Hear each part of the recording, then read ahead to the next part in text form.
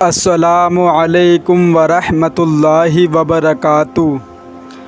کچھ اہل ستم کچھ اہل حشم میں خانہ گرانے آئے تھے۔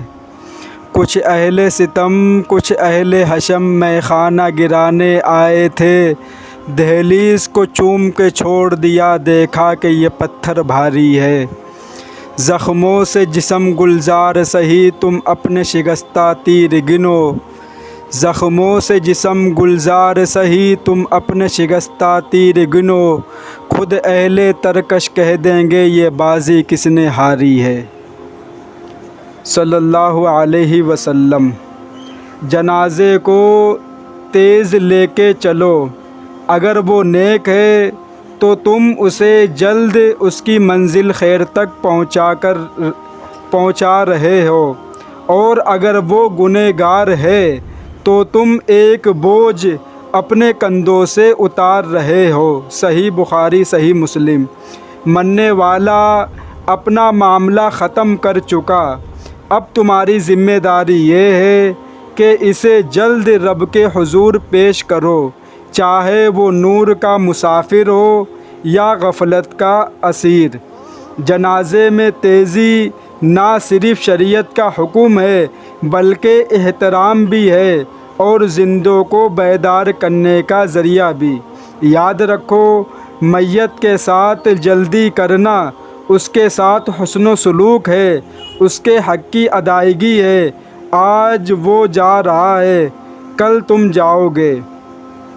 رسول اللہ صلی اللہ علیہ وسلم نے فرمایا، جنازے کو تیز لے کے چلو، بس اگر وہ نیک ہے تو تم اسے خیر کے قریب کرنے والے بنو گے، اور اگر وہ برا ہے تو تم شر کو اپنے کندھوں سے اتارنے والے ہوگے۔ میرے بھائی، یہ دیکھا جاتا ہے معاشرے کے اندر کہ جب کسی کا انتقال ہوتا ہے تو اس کی میت کو 2 دن 24 گھنٹے 12 گھنٹے اس کو رکھا جاتا ہے، اور یہ کہا جاتا ہے کہ ابھی اس کے ملنے والے ابھی نہیں آئے ہیں۔ نبی پاک صلی اللہ علیہ وسلم نے فرمایا کہ جب کسی کا انتقال ہوتا ہے، اگر وہ نیک انسان ہوتا ہے تو جنت اس کے سامنے دکھائی جاتی ہے اس کو، تو وہ کہتا ہے کہ ہم کو جلد سے قبر میں لے چلو، مطلب جلدی سے ہم کو لے چلو، قبر میں اتار دو۔ اگر وہ گنہگار انسان ہوتا ہے تو اس کو جہنم اس کے سامنے پیش کی جاتی ہے، تو وہ یہ کہتا ہے کہ ہم کو کہاں لے کے جا رہے ہو، ہم کو کہاں چھوڑنے جا رہے ہو۔ لیکن یہ بات دیکھی جاتی ہے، نبی پاک صلی اللہ علیہ وسلم نے فرمایا، اگر وہ نیک انسان ہے تو اس کی منزل تک آپ اس کو پہنچا دو، اور اگر وہ گنہگار ہے تو اپنے کندھوں سے اس بوجھ کو اتار دو۔ لیکن ہم مسلمان بھائیوں نے یہ سب کچھ بھلا دیا۔ یہ سوچتے ہیں کہ ابھی اس کا بھائی نہیں آیا، ابھی اس کا باپ نہیں آیا۔ اس سے میت کو بہت زیادہ تکلیف ہوتی ہے، کیونکہ وہ دنیا سے ختم ہو گیا۔ اب تمہارا کام ہے اس کو جلد سے جلد اللہ کے حضور اس کو پیش کر دیا جائے۔ لیکن اب یہ بھی دیکھا جاتا ہے کہ جو اس سے ملنے والا تھا وہ آیا، تھوڑا رو لیا، رونے کے بعد اس انسان کو اپنی زندگی سے ایسے نکال کے پھینکا، ایسے اس کو بھلا دیا ہے کہ ایسا لگتا ہے کہ وہ شخص کبھی ہماری زندگی میں آیا ہی نہیں تھا، کبھی وہ میری بیوی تھی نہیں، کبھی وہ میرا باپ تھا ہی نہیں، کبھی وہ میری ماں تھی نہیں، کبھی وہ میرا بھائی تھا نہیں، کبھی وہ میرا دوست، میرا رشتہ دار وہ کبھی تھا ہی نہیں۔ ایسے لوگ بھول جاتے ہیں، اور یہ نہیں کہ میرے دل میں بھی نہیں ہے، ہر کسی کے دل میں ہے کہ کتنے ہمارے باپ دادا، ہماری نانی، کتنے ہمارے جاننے والے دنیا سے چلے گئے، 10 سال ہو گئیں، 20 سال ہو گئیں، آج ہم ان کا نام بھی نہیں لیتے ہیں۔ آج ہمیں یہ توفیق نہیں ہوتی ہے کہ اپنے دادا کے لیے قرآن پڑھ کے ان کو بخش دیں، اپنی دادی کے لیے کچھ پڑھ کے بخش دیں، اپنی بیوی کے لیے کچھ دعا کر دیں۔ ایسا انسان بھول جاتا ہے۔ تو میرے بھائی، اس بات سے ہم کو یہ سبق لینا چاہیے کہ انسان جب دنیا سے چلا جاتا ہے تو اس کی ذمہ داری دوسرے لوگ اس کی ذمہ داری پوری کرتے ہیں۔ تو ہمیں یہ سوچنا ہے کہ ہم وہ کیا کر کے جائیں دنیا کے اندر جو مرنے کے بعد ہمیں ثواب ملتا رہے۔ ہم کیا ایسا کریں دنیا کے اندر جو مرنے کے بعد بھی میرے درجات بلند ہوں، میرا قبر کا عذاب کم کر دیا جائے۔ وہ کیا کام ہے جو ہم دنیا میں کر کے جائیں؟ کیونکہ ہم نے اولادوں کو مدرسے سے ہٹا کے اسکولوں میں بھر دیا، ہم نے اپنی بچیوں کو دین کی تعلیم سے دور کر کے دوسری تعلیم میں ہم نے ان کو لگا دیا، تو میرے بھائی مرنے کے بعد وہ کیا دعا کریں گے؟ انہیں دعا کا پتہ ہی نہیں ہے، انہیں ایصال ثواب کے بارے میں معلوم نہیں ہے۔ جب بھی کچھ ہوگا، جمعرات کا دن ہوگا، تمہارے لیے 2 روٹی، 2 بوٹی، 1 گلاس پانی، 2 اگربتی نکال کے دھر دیا جائے گا۔ خدا کی قسم اس چیز سے مردے کو کوئی فائدہ نہیں ہوتا ہے۔ تم صرف ایک بار بسم اللہ پڑھو، ایک بار سبحان اللہ پڑھو، ایک بار اللہ اکبر پڑھو، اور یہ کہو کہ اللہ ہم نے جو پڑھا ہے اس کا ثواب میرے دادا کو پہنچا دے، اس کا ثواب میری دادی کو پہنچا دے، اس کا ثواب میرے والدین کو پہنچا دے، اس کا ثواب میری ماں کو پہنچا دے۔ خدا کی قسم وہ تمہاری زبان سے ایک بار نکلا اللہ اکبر، اس سے اس کو فائدہ ہوگا، اور جو تم نے ہزاروں روپے خرچہ کر کر جو تم نے دعوت کی ہے، جو تم نے لوگوں کو کھلایا ہے، خدا کی قسم مرنے والے کو خاک فائدہ نہیں ہوتا ہے، کچھ فائدہ نہیں ہوتا ہے۔ فائدہ دنیا کا ہوتا ہے، دنیا نے کھا لیا، تمہارا نام روشن کر دیا کہ چلو بہت اچھا لڑکا تھا، اپنے باپ کے انتقال کے بعد گوشت بنوایا تھا، بریانی بنوائی تھی، سب کو اچھے سے کھلایا تھا، اس کو کیا پہنچا؟ اس کو کچھ بھی نہیں میرے بھائی پہنچا ہے۔ تو ہم کو یہ دیکھنا ہے کہ ہم وہ کام کریں جو اللہ کے نبی نے ہم کو بتایا ہے، جو ہمیں سکھا کے گئے ہیں کہ اگر کوئی مر جائے تو اس کے ساتھ کیا کرنا ہے۔ اس کو قرآن پڑھ پڑھ کے بخشنا ہے، اس کے لیے خیر کی دعا کرنی ہے، اس کے لیے مغفرت کی دعا کرنی ہے۔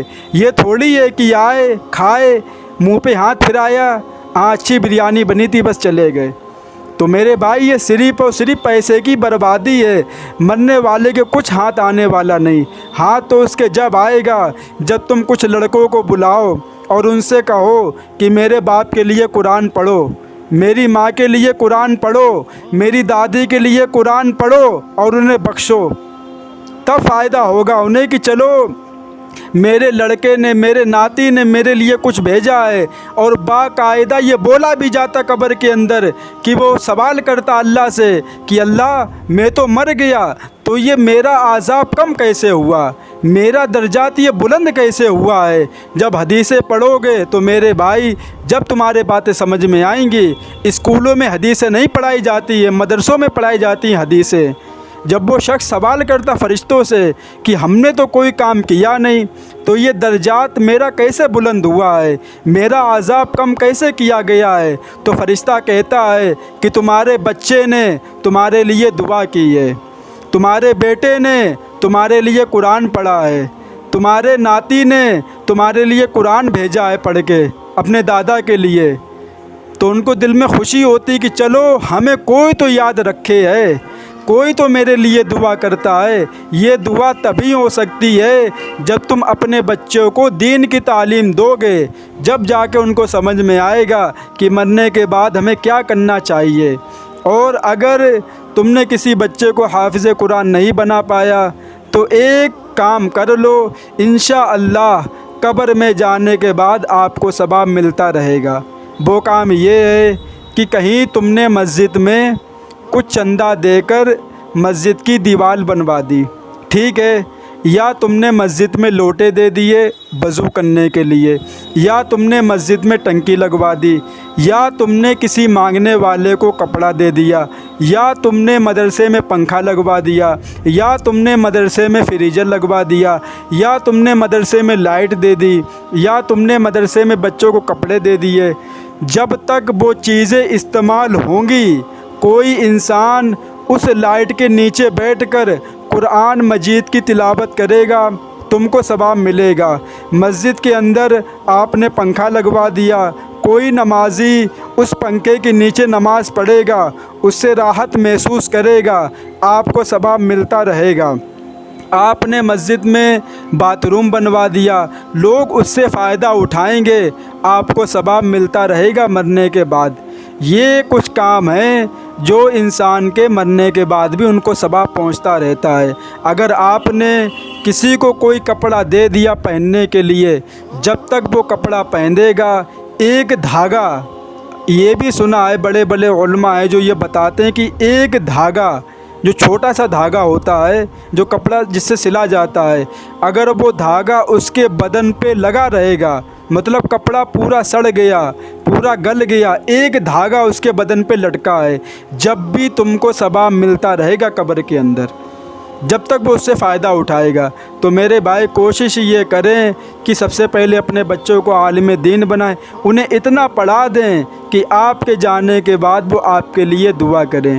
کتنے نوجوان ایسے ہیں، اگر آج سروے کیا جائے تو کتنے نوجوان ایسے نکلیں گے جن کی بیویوں نے ان کے ساتھ وفا کی، جن کی بیویوں نے ان کے ساتھ محبت کی، جن کی بیویوں نے ان کی ہر بات مانی، لیکن ان کا انتقال اپنے شوہر سے پہلے ہو گیا، جہاں تک ان کا ساتھ تھا ان نے نبھا لیا، اب وہ قبر کے اندر چلی گئیں۔ بتائے وہ نوجوان کہ کتنی بار اپنی بیوی کی قبر پہ گیا ہے، بتائے وہ نوجوان کہ کتنی بار اپنی بیوی کی قبر پہ جا کے دعا کی ہے۔